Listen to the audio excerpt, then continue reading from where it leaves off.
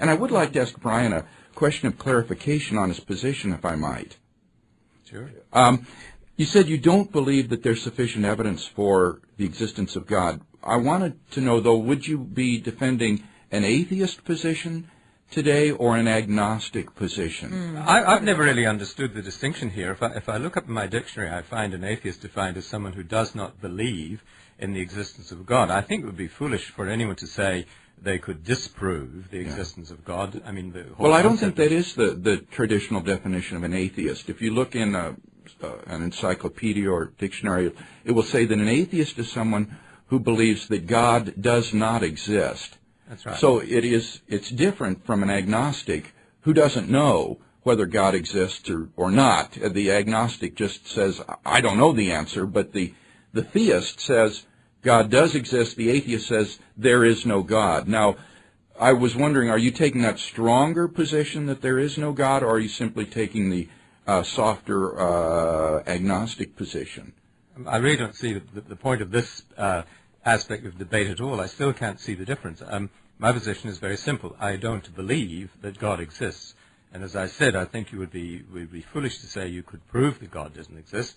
If you want me to say I strongly don't believe that God exists, I strongly don't believe that God exists. All right. Okay. But my view very simply is that neither of us could prove anything. I mean, this is all in the end a matter of belief. All right, so that's and agnosticism. you shall have your opportunity there. That's atheism. He strongly believes. That's agnosticism. So the point is, though, that on your definition of atheism or non-theism, it really embodies a diversity of views, such as agnosticism, what is normally called atheism, or this verificationism.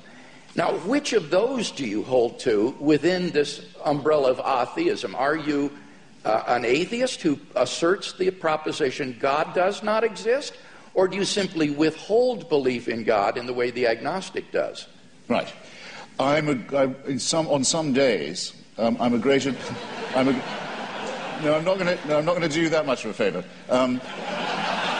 On some days, I'm a great admirer of Thomas Huxley, who had the great debate with Bishop Wilberforce in Oxford at the Natural History Museum about Darwinism in the mid-19th century, and who was known as Darwin's bulldog.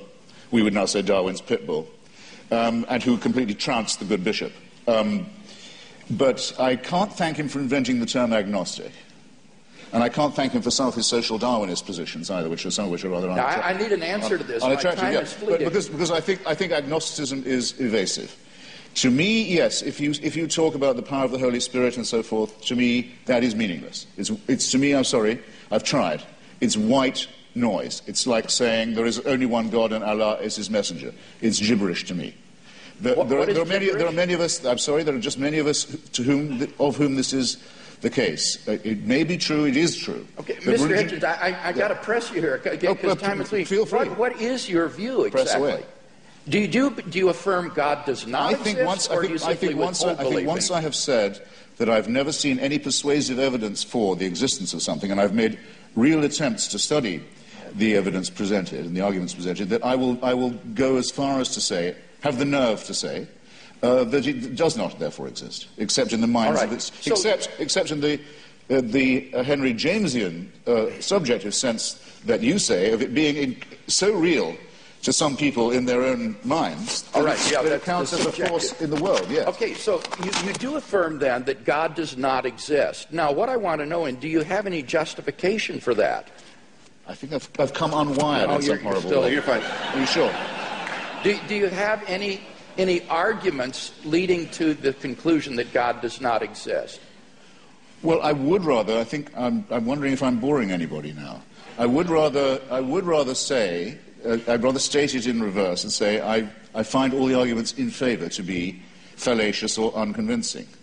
And I'd have to add that though this isn't my reason for not believing in it, that I would be very depressed if it was true.